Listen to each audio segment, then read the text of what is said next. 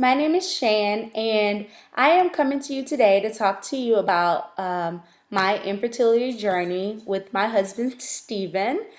Steve and I have been married for a little bit over 6 years now, and I thought immediately after we got married that we would be having a baby.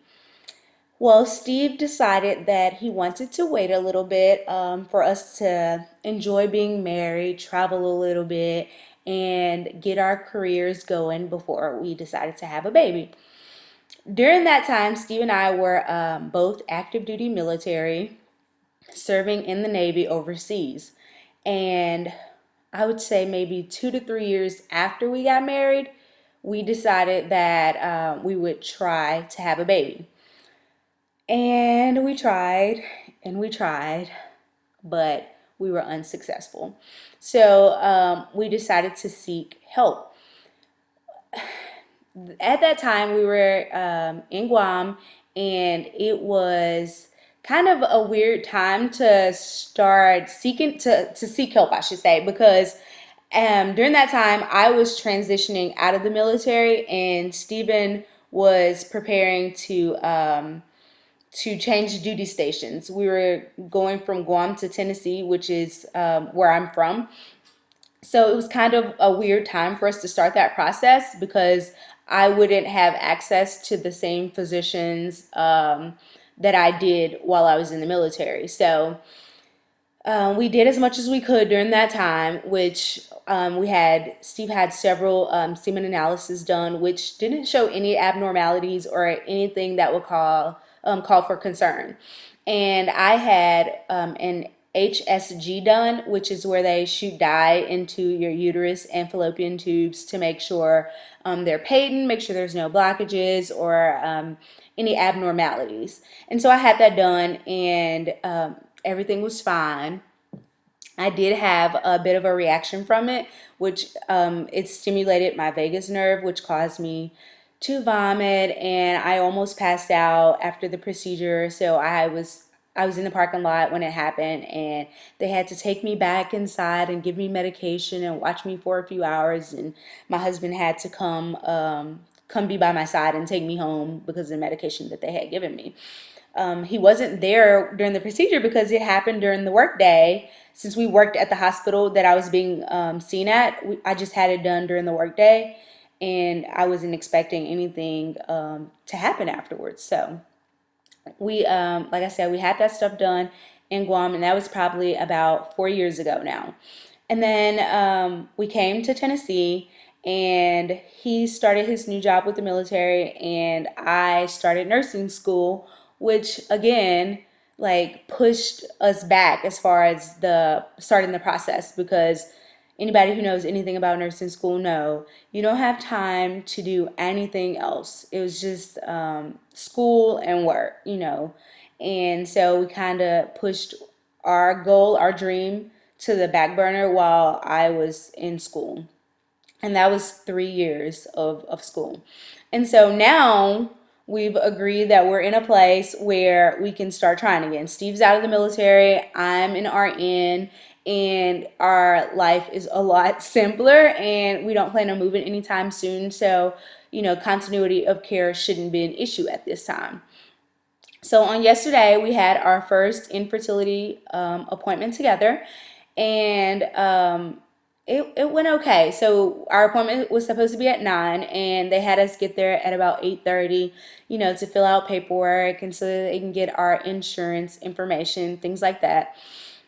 Um, and then a little bit after 9, they called us to the back for me to have my vital signs checked, height and weight, and to get a urine sample.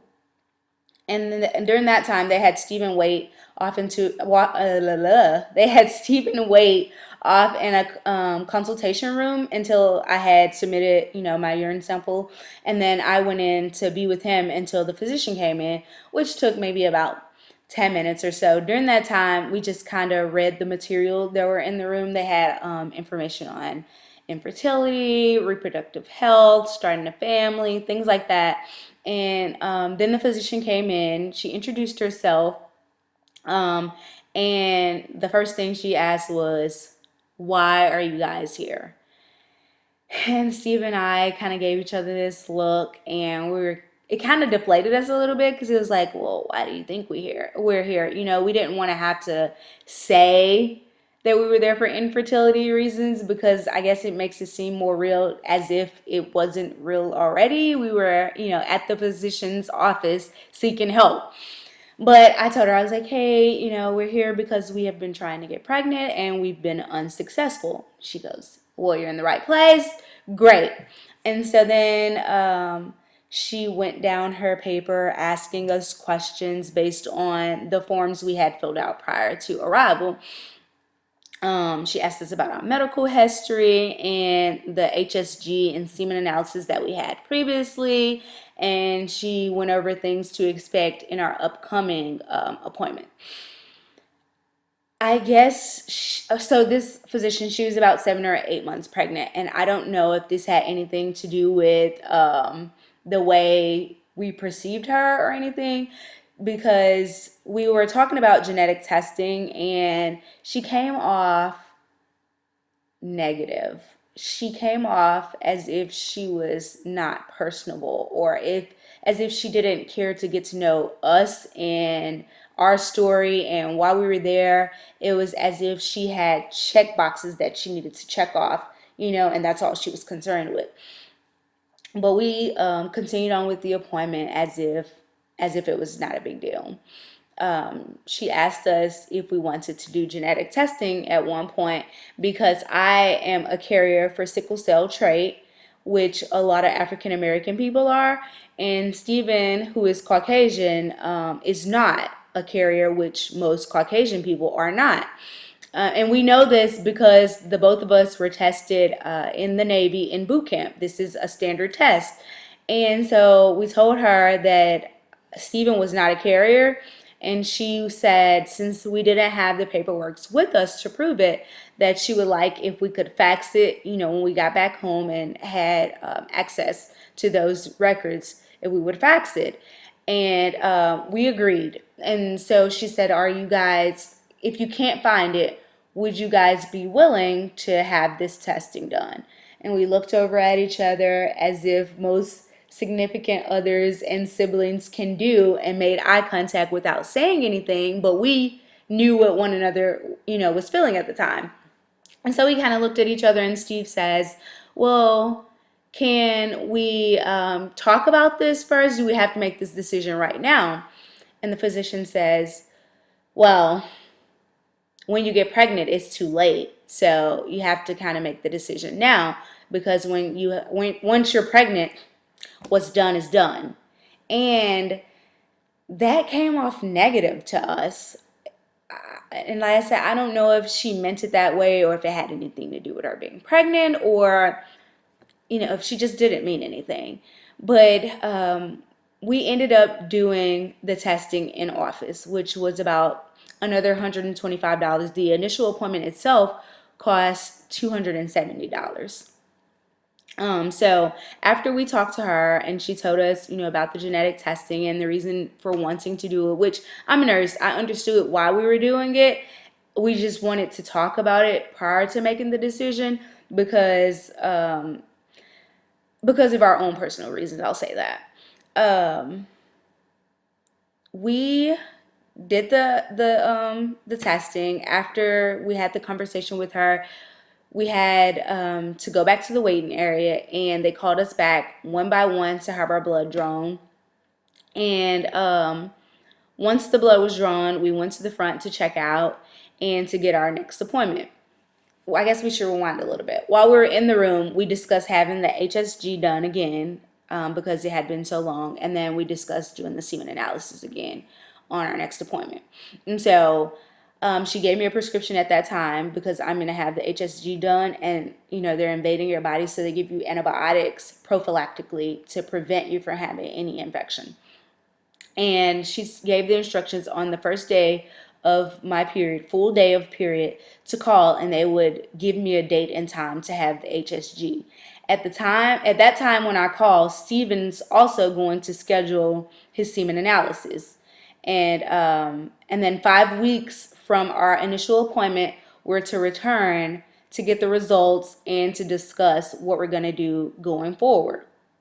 So we checked out, and we got our appointment slip for the next one and got a few papers signed and paid. And I guess our only complaint about the whole appointment, outside of how we perceive the physician, which we won't be seeing her again because she'll be delivering her baby soon. So we'll have a new physician the next time we go. But our only complaint outside of that was they gave us a lot of information and no paperwork to kind of read up on later to make sure that we understood everything and we wouldn't forget any information. Nor did they have any pens or paper in the room for us to write with. So I was forced to kind of like jot things down in my cell phone or make a mental note of a lot of the information that they had given. And so I think when we left, it kind of left us with some questions that needed to be clarified. And once we talked about it and I kind of read over the information, I was able to figure those things out. But I could see how that would be an issue for some people, and they would need to either call or they would kind of mess things up. So I guess that was kind of my only thing, was we needed to have paperwork telling us what we needed to do, or, a pen. Maybe that's my fault that I didn't take any writing utensils with me, but going forward, I would know to have paper and pencil when I go, so I can just jot down important notes that I would need going forward, or things that I would need to remember. So I guess I will update you guys when we have our semen analysis and blood draw, and then when we go back again in 5 weeks to get the results. In the meantime, if you have any questions or comments, feel free to drop them below.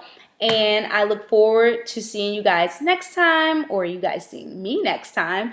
Hopefully my husband will be home and you guys will get to meet him, and he can tell you guys from his point of view how things were and how he feels about this journey. But until then, you guys have a nice day, and subscribe so that you can follow us on this journey. Thank you. Have a nice day.